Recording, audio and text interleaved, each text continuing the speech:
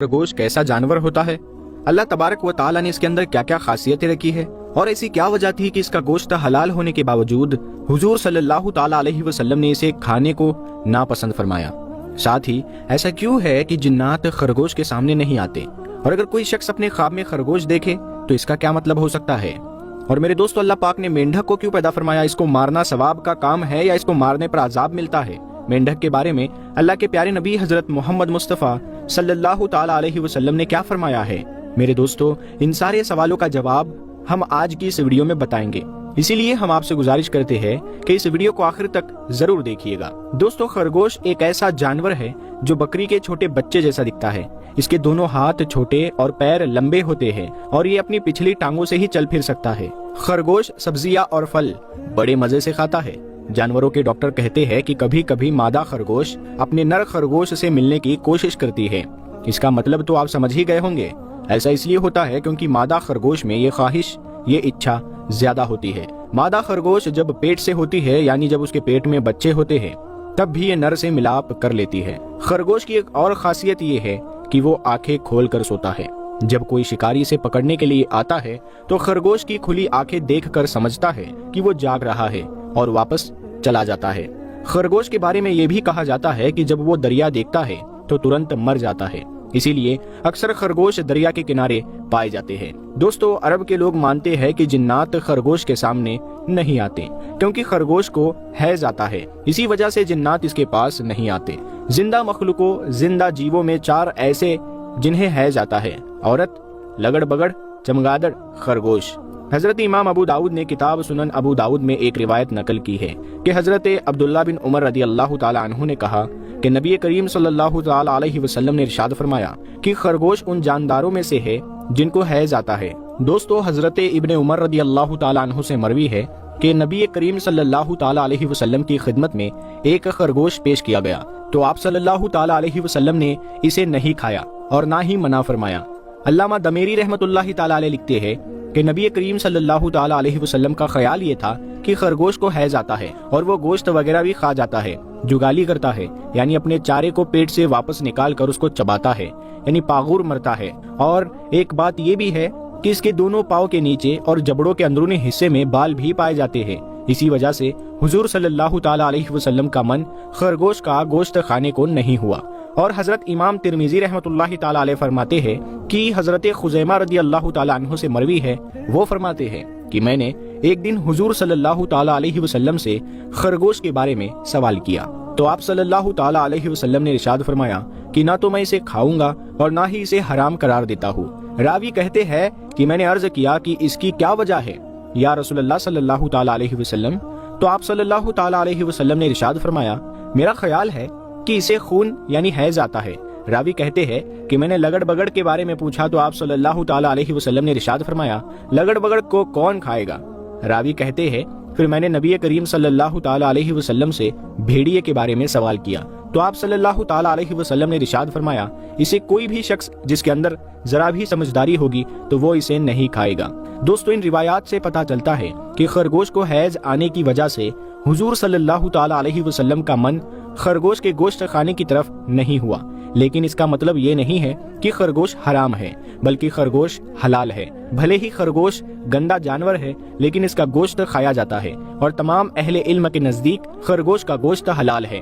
और सुनन अबू दाऊद में हजरत अनस रदी अल्लाह ताला अन्हु से मरवी है कि हजरत अनस रदी अल्लाह ताला अन्हु कहते हैं कि मैं एक ताकतवर नौजवान लड़का था, मैंने एक खरगोश का शिकार किया और इसका गोश्त पकाया तो मुझे हजरत अबू तलहा रदी अल्लाह ताला अन्हु ने इसकी एक रान लेकर नबी करीम सल्लल्लाहु ताला अलैहि वसल्लम की खिदमत में भेजा।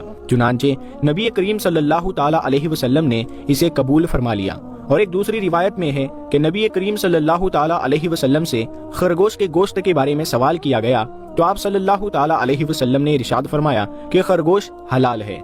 दोस्तों, जानवरों के डॉक्टरों का कहना है कि अगर कोई इंसान रेशा की बीमारी से ठीक हो गया हो और उसके शरीर के किसी हिस्से में कपकपी हो रही हो तो ऐसे शख्स को जंगली खरगोश का दिमाग भून कर खाने को दिया जाए तो ये उसके लिए बहुत फायदेमंद होता है।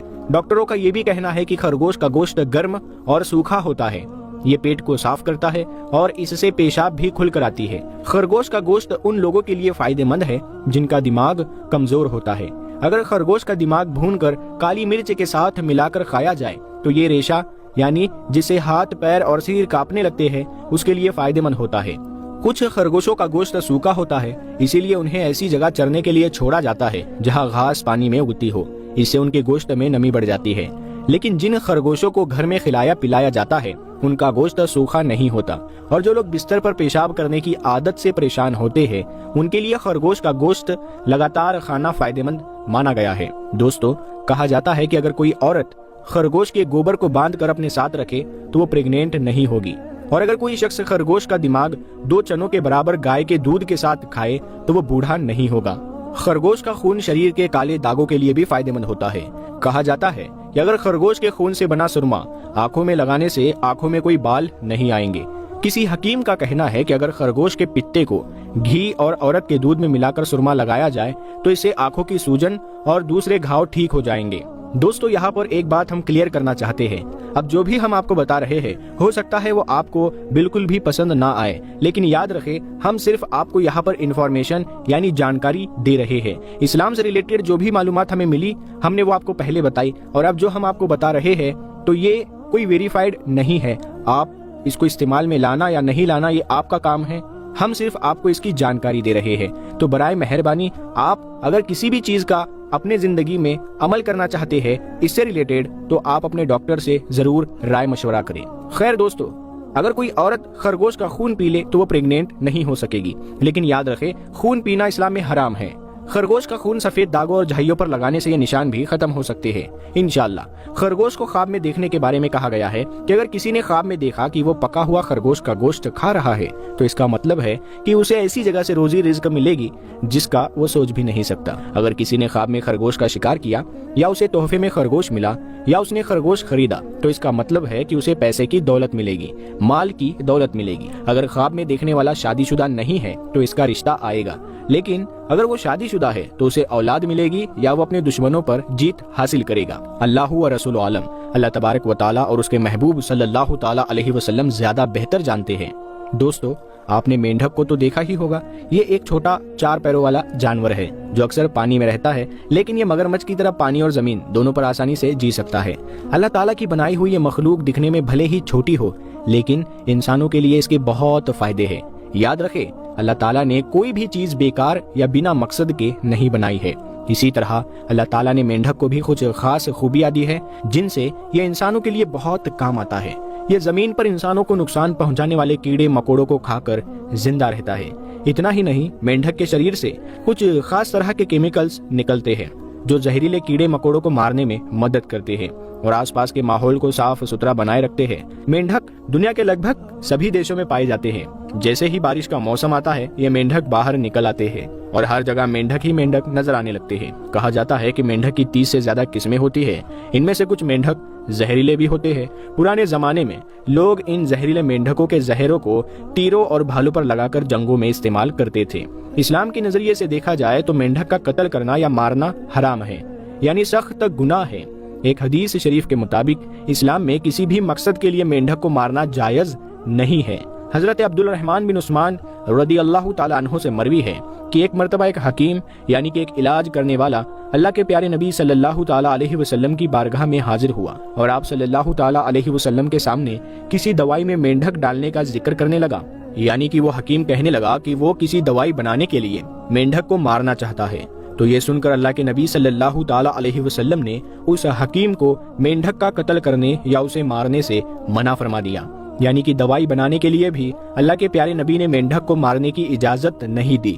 اس حدیث پاک کی روشنی میں علماء کرام کہتے ہیں کہ مینڈک کو طبی مقصد کے لیے بھی مارنا اسلام میں حرام ہے، یعنی کہ اگر کوئی انسان مر رہا ہے تو اس کے علاج کے لیے بھی مینڈک کو مارنا گناہ کا کام ہے۔ اب دوستو، مینڈک کے حوالے سے ایک اور حدیث پاک آپ کے سامنے رکھتے ہیں جس کو سن کر آپ اچھی طرح سے سمجھ جاؤ گے کہ مینڈک اللہ تعالیٰ کو اتنا زیادہ پیارا کیوں ہے اور اسلام میں مینڈک کو مارنے کا کام حرام قرار کیوں دیا گیا ہے۔